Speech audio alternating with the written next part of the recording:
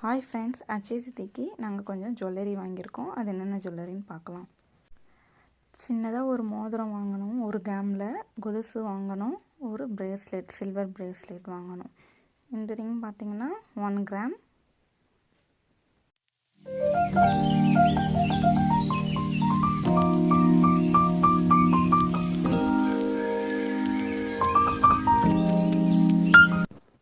இந்த பிரேஸ்லெட் பார்த்திங்கன்னா piece rate தான். இதனுடைய ரேட் வந்து 1500.